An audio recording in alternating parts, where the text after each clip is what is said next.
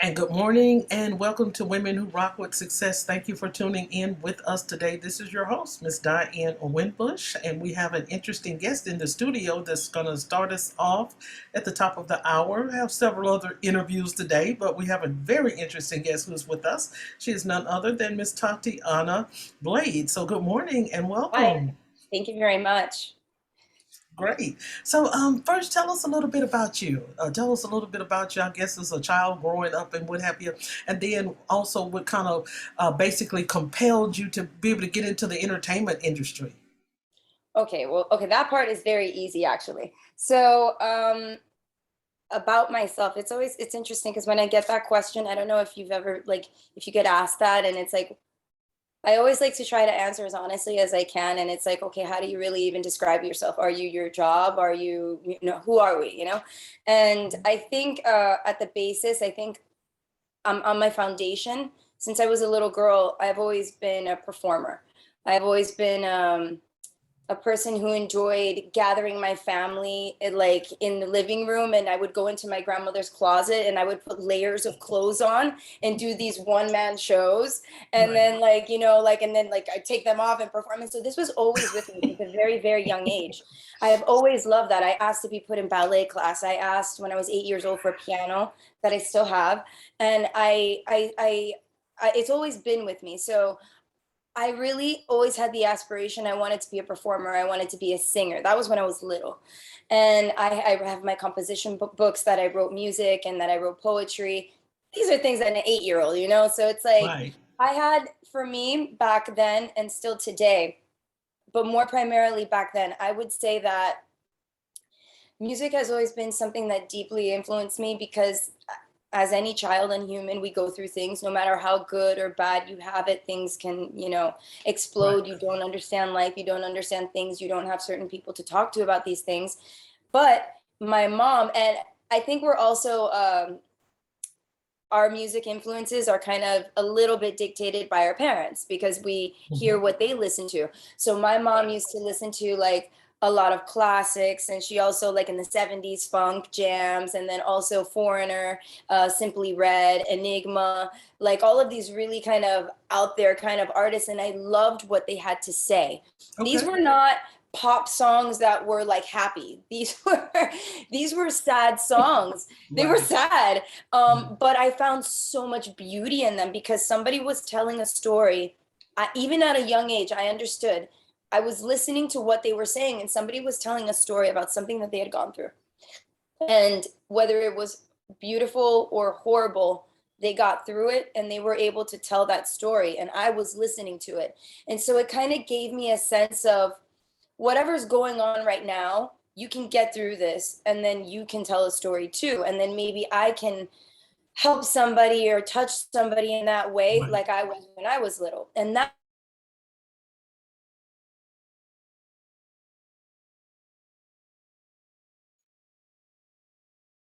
just what's going to get you out there. You have to do so many other things. You have to participate in marketing. You have to participate in identifying who you are as an art. These are things I never even got. I didn't know. I'm like, what do you mean? Like, who am I as an art? Who's my hero? I'm like, what do you like? What do you mean? Like, what's my identity? Like, these are questions I'm like, I'm just me. I don't know. Like, but people want to label you. They want to market you. They want to be able to sell you. And for me, it's just been like, why don't we just push the music? And now I'm just kind of learning this whole other world that's out there that I have to be a part of in order to kind of move forward. So I mean, I don't know if that was a short or a long answer, but Okay. That's great. That's great. So, yeah. oh, great. That's fine. So, were there any like any mentors that perhaps maybe kind of encourage you a little bit more to be able to inspire you? You know, a lot of times we watch people behind the scenes as they grow, and then it also helps us to kind of position ourselves or reposition ourselves and for business, entertainment, fine arts, whatever the niche may be. And so that would be the next question. Were there any mentors that you felt or any superstars that you perhaps desired to follow in their path, or was there anyone to encourage you along the way? Um, That's a good question. So when I was growing up, I was always into very like I wasn't like I wouldn't say like a normal child. Like I was like one of Shakespeare books, and I was like Okay. one of my favorite movie, and I've watched it probably a countless times is Okay. Labyrinth with David Bowie. And it's like it's got this story, it's got the Muppets, and it's got like it's a whole backline. Jennifer Connelly is in it. It's one of the first things that she had done. And I was just like so amazed by the song, the dance, the theatrics of it, like how far they pushed everything. I can't tell you how many times I watched it. And I was just kind of like always like, okay, this is like I want to be involved in this somehow. I really love it. And then I kind of, when I started going into my teenage years, I actually, rather than any particular artist, I started getting attracted to soundtracks. And so I was like, I wanted to, I loved that soundtracks had a very large genre of music that they covered. It wasn't just rock or you know any, it was like it was a whole thing, and I loved that about it. And Okay. so that's when I started looking into music supervision, and I kind of started looking, and one of the movies that made me do that was Adam Sandler's The Wedding Singer. And it had so many different songs and layers, and I was like, this is really good. I remember I was 15 and I was like, this is really good. And I waited for the credits to come up, and I looked up for the music supervisor, and then I read the story on, and I don't know if you know this, but the story is that Adam Sandler kind of came out of Saturday Night Live. He was started going into movies, and you if you're familiar with his movies, you know that he always kind of hires the same people more or less in different characters. Mm-hmm. And so he went and hired his college dorm friend or one of his old friends that had nothing to do with music supervision, had nothing to do with the career, but he's like, I think you can do it. And then he started doing the soundtrack. So he also did the soundtrack to Chuck and I now pronounce it Chuck and Larry, and a lot of other really popular, well-known soundtracks. Okay. So I started getting into a larger, like a larger genre when I started watching these movies. And then I started discovering The Cure. And then I started discovering like other artists that I had no idea about. And I was like, I started kind of dipping a little bit more further and further. Now, my background is that my father and my family is very musical. My father is a producer and a writer. So like when I was little and we were around him, like I remember the guitar, and I remember certain things, you know, it's not like really there, but I remember it. And so I think that my deep rooted passion for it, I think it stems from that. My uncle's also involved in music. My sister got signed in France, and she moved from Miami because she couldn't stand the people, went to Arizona, did really well over there. Then she was like, I don't want to be in the USA anymore, went to France, got signed over there, and just did a USA tour like a couple months ago. And her it's interesting, her sound is very like folk eclectic. It's like I don't know Okay. how to describe it. It's really cool. It's like a Latin folk almost. It's really cool and original. And I think that all of for the most part, almost every single person on my father's side Mm-hmm. has some relation or touch into music. Wow. Like whether it's playing an instrument, singing, writing, being a producer, or like somewhere they are involved in it. Okay. Okay. Great. That is wonderful. That is wonderful. I like that how you describe that. That is very, very wonderful. So let's talk about your entertainment company, Aura. I'm trying to pronounce it right. First, when I saw it, I thought Yes. it was Aurora. No, it's not Aurora, No, but I think it's it's aura. Aura. Yeah. Okay. So Yeah. let's talk about that a little bit, and kind of we want to see what inspired you. For the name and the purpose of the name, because you know sometimes it's always a reason behind every detailed name, and so we want to talk about that a little bit. And what are some of the takeaways that you want your audience to be able to learn from your entertainment industry? I like your questions. You ask very good questions. Okay. So I started so When I was a little girl, I was always involved in dance. Even if I was like, didn't know what I was doing, I had my tutu and my crown and I was in dance and we had a dance teacher. Like I was like very serious about it. So that started from when I was about 3, 4, 5. I asked to go into like a dance schools because I wasn't, there like after school dance programs. So I Mm-hmm. got into that. And then when I was in high school, I auditioned for my drill team, failed, auditioned again because then based off of what they told me the critiques were, Right. got in, and Okay. then I loved it. There was dance camp. I was just dance all day. Loved it. When I was about 19,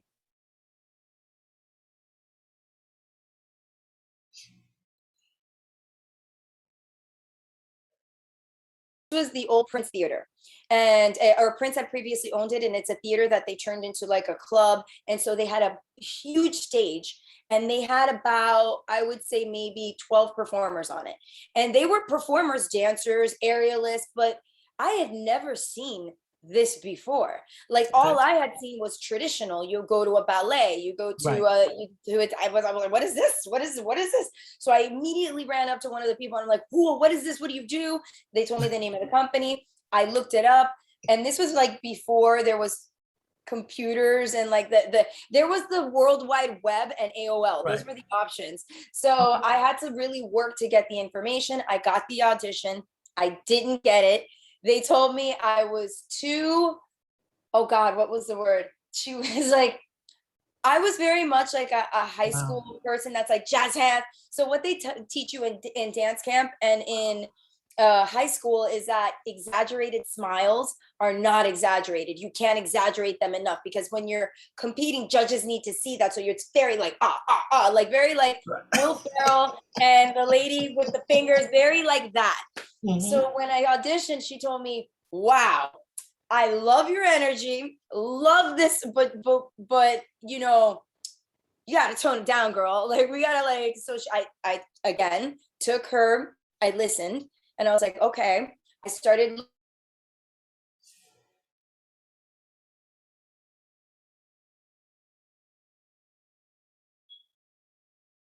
and laughing at the same time because she was like, you know what I really like about you? She goes, I like that you came and you auditioned, it didn't work, and you wanted to come back. And I can see where you improved. You're not there yet, but you made an effort. And so we're going to bring you in. And then she's like, I'm going to teach you how to do this. And so from then, I worked with that company for about 6 years. Some stuff happened with it. A new company emerged from one of the performers that worked with that company, and suddenly this was the it company. And the thing that she had done differently was she incorporated a fashion designer Okay. into the system. So what that did back in, I want to say around 2008, in the Miami Beach industry for entertainment, like go-go, everything that people see when they go out to parties and stuff. So what that did was all the performers became less like what's the Austin Powers with the go-go boots and the colored hair wigs. It became less like that and more like fashion models, like very couture kind of thing. So this lady started dominating the industry. Now, when I had to go move into that company, I did so only because the other lady, the agency that I worked for that I really loved and really loved performance, it wasn't making it anymore. So I had to go to where it was making money if I wanted to continue performing. Mm-hmm. And so I went to work for this company. And one of the things I realized right off the bat was that they weren't really hiring performers. Like they weren't really hiring dancers. They weren't really hiring performers. They hired good looking people that moved around. And Okay. so for me, it was kind of like as a performer and as a dancer who trains, it's like, I'm not going to meet that standard because I'm not 6 foot or 5'8", but I am a dancer and I can dance my butt off and keep attention, you know? And so I kind of went up the ranks. I was with that company for about 6, 7 years. And I started down here because she didn't trust me because I worked for this other company. So, and then as I built up, trust, and as I built up, people started asking for me, and I was always in heels that were like this tall. I was like, okay, I stayed around. cut to about 2009, 2010, I fell during a music video and I tore my meniscus and in my knee. And so I wasn't able to work for, I had a huge brace on my leg. I wasn't able to dance. I still had my other jobs, but I really loved performing. And so I realized if I want to keep doing this or be involved in it, then I'm going to need to figure out a way to be involved in it in a different way.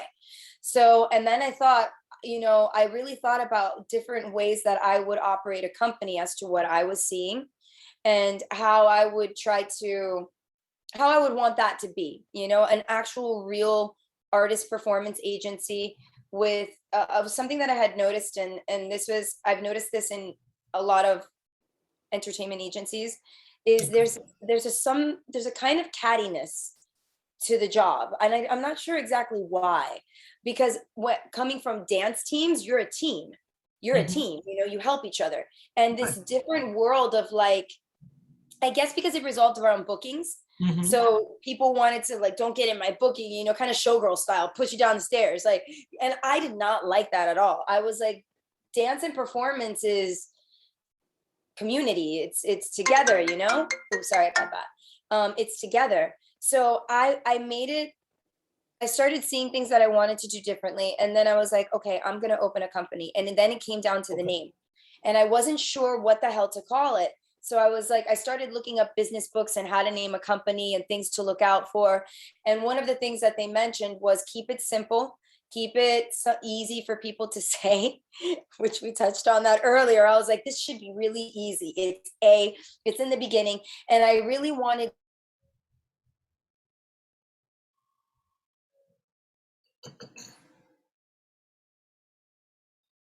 you believe in. I do believe whatever you want to call it, we each have our own soul and identity, and that glows differently. So each performer is the same way. What they have to offer and what they emit is their own essence. And so that's what I wanted the company to represent, and that's why the name is Aura. Unfortunately, I've had a lot of issues with people believing they're like Aurora, and I'm like, no, it's Aura. So other than that, though, I'm really proud. This year, I was informed that the company is the top out of the top 3 agencies in Miami, and it means so much to me to even get that kind of acknowledgement amongst peers or in the community, because so many people got into this business because it was easy money and it's fun and it's all these things, right? But I genuinely care about when I book, like, being a performer is not easy. Most performers have to have a second job or a third job. They can't make enough income just doing what they love to support themselves. And I work very hard with every account that we have, with every client that we come across, to try to build a team and network that grows so that our team here is able to work solely in this position as a performer and not have to stress about a job or a side job. So it was really important to me to, number one, with the performers that come in through the agency, they are vetted. They are tested for, if you're a fire performer, let me see you do fire. If you're a singer, let me hear you sing. If you're a performer, let me see you learn this choreography in 20 seconds. So you need to verify your talent. And it's okay if you don't meet all of that criteria, but then it's important to get you to understand where you're at, just like people let me know where I was at and how I can improve. And it's really hard today sometimes because we live in a different world, where people don't take constructive criticism so well. They just see the criticism part and they feel that, that they've got it all figured out. So it's like, I think the performers that like the family that we've built with the company now are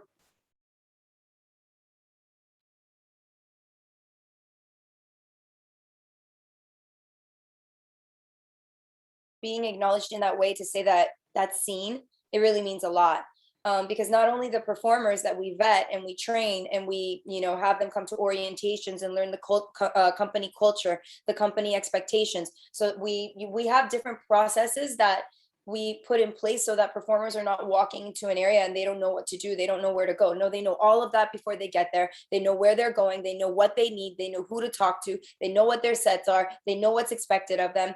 And they deliver what, like an expectation, you know? It's not just Hmm. being a performer, it's also a job, you Right. know? And that's so easy to get lost when you're in a fun environment of all these things. So it's kind of like I do my best to really shape our company and the culture to be the best that we can be and offer the best from people.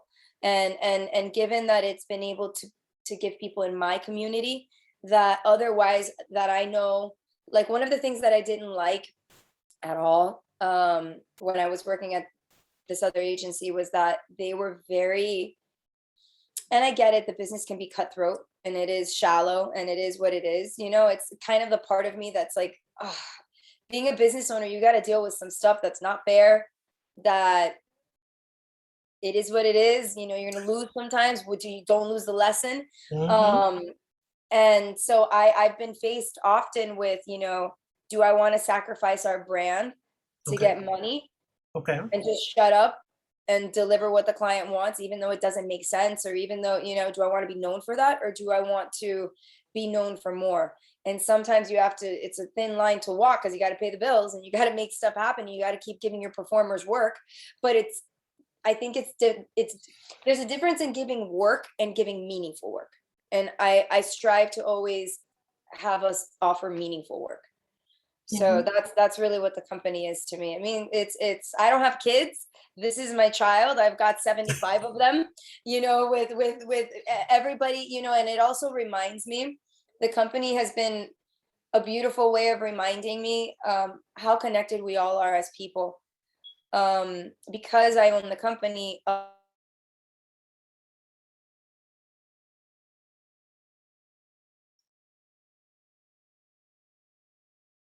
you know, they're not looking for anything more than just somebody to talk to and to listen. And I think maybe because I run the company and they trust me with, you know, their bookings and work, they share other things. And then I start to realize very slowly something that doesn't really normally happen on social media or in gatherings, that a lot of people, almost every single person is going through something, like something monumental, something small, something life changing, something that it's and I think to myself, I'm like, it's just incredible. Like when you look around, and we tend to forget that people are going Hmm. through things every day. Like, you know, but you got to wake up and put your clothes on and go outside and get on with the day. So it reminds me to be compassionate and to, you know, and to not take so seriously the silly things that happen when life doesn't really turn out the way we want it to. Okay. So Okay. That's fair enough.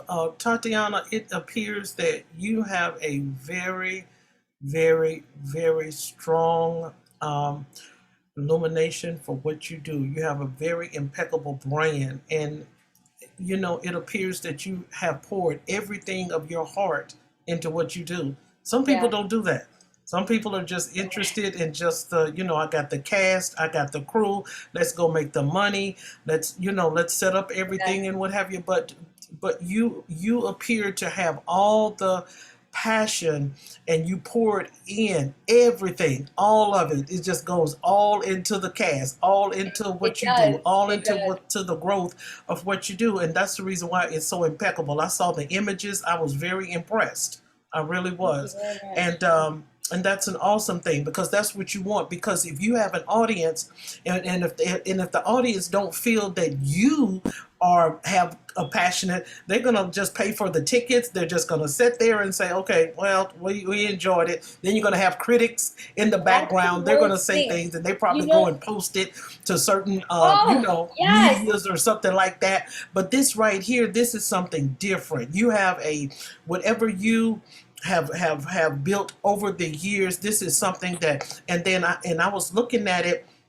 I was looking at some of the images, and I'm like, wait a minute, is this Broadway, or am I in Los Angeles, or am I at Hollywood, or where am I? And it's Yeah. so beautiful, and it don't seem like all of this came out of one person. This come out of It, you, and that is so oh, so great. This is so thank so great. I you. like it. That's Okay, well, I take that back. Let's use another that word. I that love it. Okay. that it was, thank you very much. It means a Okay. lot to So hear. look, here's the next question.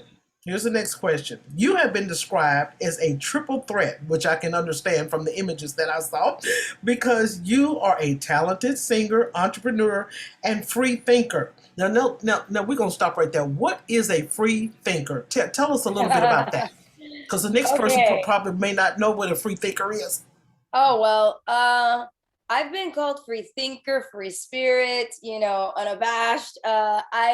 So free thinker.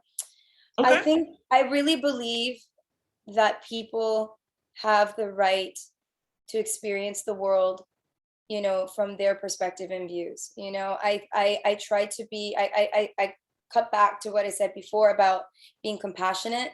And something that I've learned along the way is that you get a lot further when we don't judge, blame, criticize. Okay. So when we come from a place of understanding and from really listening and not listening to speak, you start to learn to hear people.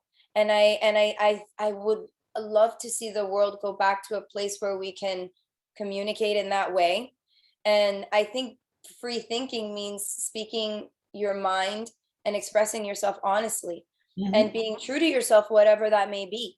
Because you can hear all day, you're you it's like knowing who you are is so important today, because you are going to, as you grow from when you're a baby to when you're a toddler to when you go through all these phases in life, you're going to be told and tested who you are and who you are not.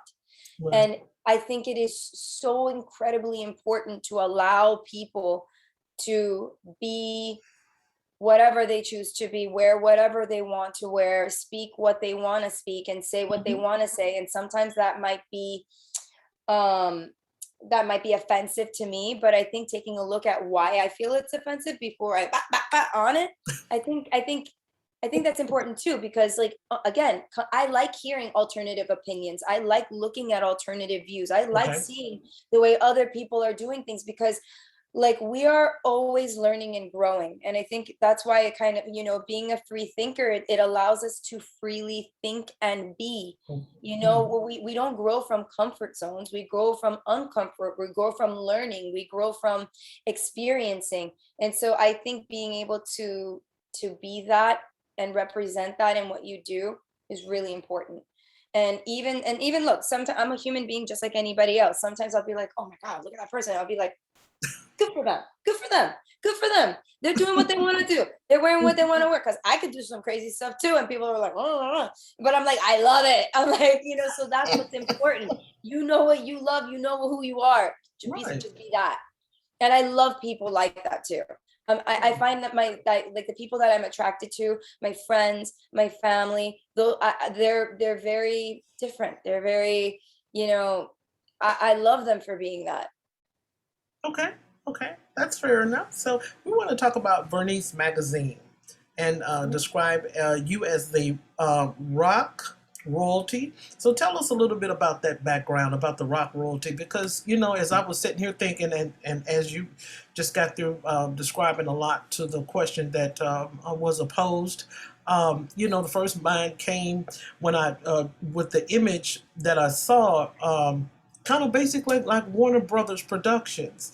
And so this is something that you need to perhaps maybe continue on and on and on and on and on, because it's Which going one? somewhere. It's going So somewhere. It's already somewhere, but it's going a little bit further, because I like how I like the wardrobes. That's what the first thing that caught my eye. really? It was the, Oh my yes, ma'am. goodness. That's the first thing. I'm like, wait a minute. Here she goes. Look at this. Because sometimes, look, now we have had producers, we have had filmmakers, we have had a Yeah. lot on the show this year, 2022. I look at the film, but you're the first one where the costumes kind of jumped out at me. I'm serious. I'm just being You, honest. The you know, costumes came out, and I guess everybody has a different category. They have a yeah, different genre as far as their film productions and their entertainment. But when I saw the costumes, that's what kind of overthrew me right there. I'm like, this one lady is doing all of this. Where did yeah. this come from? Okay, so Thank now we you want very to talk much. about that. We want to talk about Vernice magazine and why they depicted you as a rock royalty. So talk to us a little bit about that. So, okay, that was really surprising actually. That uh, I cried when I got the box. Like I Okay, didn't like cry, I didn't weep, but I was tearing up because number one, like how the band started, I almost didn't pursue music okay, because of so many other reasons. And so us getting together was really something very deeply personal to me. I was doing this for we got together like at my friend's coffee house and we would just jam together and on the weekends because that's what we did for fun. And I started going live on Instagram and mm-hmm. on Facebook. And then a venue saw us and they were like, "Oh, we want to pay you." And but we didn't have a name, we didn't know, we didn't have anything. So I was like, "For real?" And like it was really low. But I was so excited because I was like, I they want bet you to were. pay us. Like, so it could have been $1 and I would have been so happy. So we got into it that way.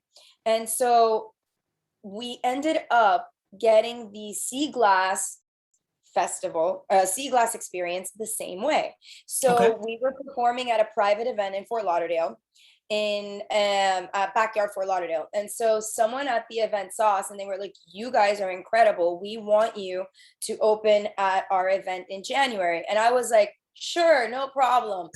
Like you're hopeful, but like you've been in the industry long enough, you hear a lot of things and you're like, "Okay, cool. Yeah, we'll call each other." So it's like I got the right, card, and they kept in touch. right. And so I was like, around November, December, they were like, "Hey, we're reaching out again. We talked about this." And I'm like, "Holy shit, they're serious." I was like, "Okay, cool." So they're like, "We're going to give you 2 days." And I was like, "Amazing." They told me what they needed. I told the band, we got together, and it's I was like, I was so excited, and what I wanted to wear was really important because I was stressing because I was like, okay, I was starting to talk to agents and producers, and they were explaining to me the importance of establishing my identity and who I am. And I've never really paid too much attention to that more than just getting dressed and wearing what was comfortable for the day and all that stuff. As I've started to get older, like my 30s, this beautiful thing happened Okay, where it was like in your 20s you want to, and this is obviously different for everybody, for me, but for me it was like in my 20s I was like, okay, I want to be comfortable, but I want to be hot, and I want to be like like seen and this and this. And then in my 30s I was like, what breathes well and what do I like and what do I want to just more be comfortable with and accentuate who I am. okay, So I really started to do that. I started to kind of dress with intention, and something that was important to me. And I've gone and seen a lot of like bands recently. And one of the things that I noticed is like, look, a great musician is a great musician no matter what. A great singer is a great singer no matter what they're wearing, no matter what the production. What matters is the music. So okay. that's one thing.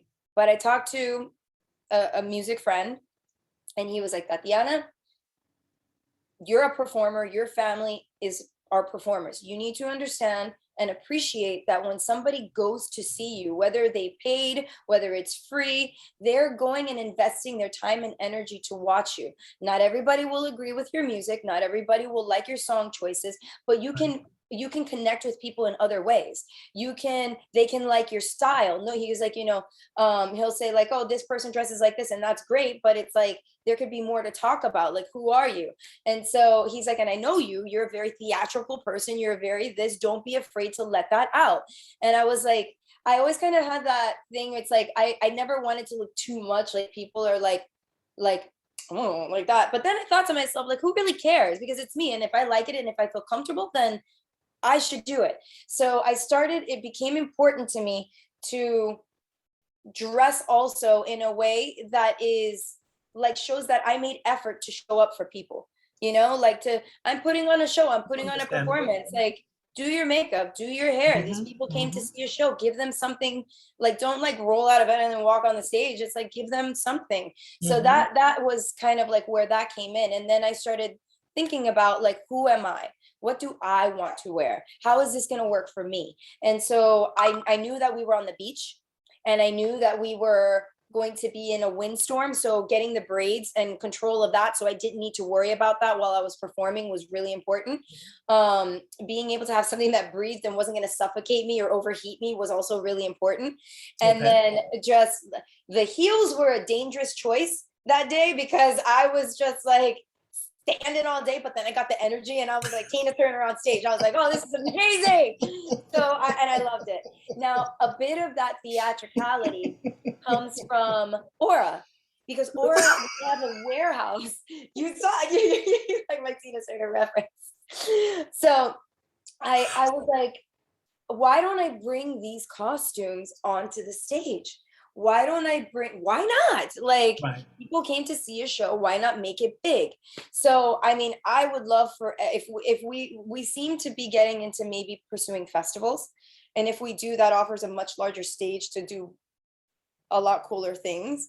And so that's where the theatricality and the style come from. And it was brought up to me, the reason why it's so cool that you're bringing this up right now is it was brought up to me within the week that so the collectives have a TikTok account, and the TikTok account seems to be doing very well. And one of the things that people keep asking in the videos that we're posting about music is, where did you get this? Where did you get that? I want this, I want that. And so I've been responding individually to everybody. And I was like, this is so cool that people are really liking the style. Wow, this is so cool that people are connecting. And like he said, if they don't connect with the music, or if they do, give them something else that they can also connect to. And I was like, that's really, really awesome. So now with the article. So after the Sea Glass experience, we got contacted by a journalist, and she said that she wanted to do, her name was Christine, don't remember last name, but love you, Christine. And she wanted to do an article on us for Venice magazine. And I was like, okay, cool, no problem. Didn't think anything of it, told the guys about it. And when I say the guys, the band consists, we have about 5 to 6 rotating players, but there's 3 of us that we formed the band. It was just our percussion player, which is our on drums, Joe, and Eddie, who was on rhythm guitar. So the 3 of us sat for the interview, and we each talked about what music meant to us, our history and where we came from, and told our story. And then the magazine comes out about 2 months later, and I see, I thought maybe it was gonna be like a little section or something like that about the band. I open it up, and I see this photo of me, and it says rock royalty. And I'm like, what? I couldn't believe it. And I was so like incredibly moved by it. But then I was also aware that it was Women's Month. So I was like, okay, Women's Month, we're promoting women in the industry, powerful women, and this is recognition in women of music. And so a part of the family history that I have is that as I mentioned before, my father, he's also a musician. He's a writer, a producer, a singer, and he still right now travels all over the world and does his shows and concerts. My uncle was just honored, I believe it was this year, February, at the Latin Grammys for the Lifetime Achievement Award. And I believe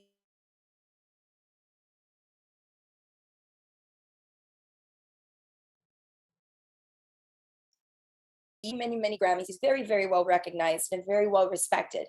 One of the reasons why when I was younger, didn't originally get involved in music was that when people heard my name and associated that, it was very like Latin. We want you to do Latin music. We want you to pursue this. And I was just like, that's not what I want to do. But it was pushed so hard on me that I started to dislike music. And music meant so much to me that I lost a part of my authenticity when I went that way. And so it turned me off to it. And then I was like, oh, I'm going to do dancing. I'm going to do performing. I'm going to do the fun stuff. I'm going to make a career out of this. And then music came back. And somebody said something to me, which is honestly primarily the reason why I got back into it and even started giving it a little bit of attention. And it was this: it's something silly. You wouldn't think anything of it, but for some reason it affected me. And they said, if God takes away the gifts he gives us if we don't use them. And I was just like, like whatever. And then I was like, and then I kind of started thinking about it and I was like, I've had this my entire life. I've had this within me. I don't really share it. I don't really talk about Okay. it. I don't do anything with it. I kind of, when I'm around places that are music, I kind of don't, I act like I don't know. I never participated. And I don't know why.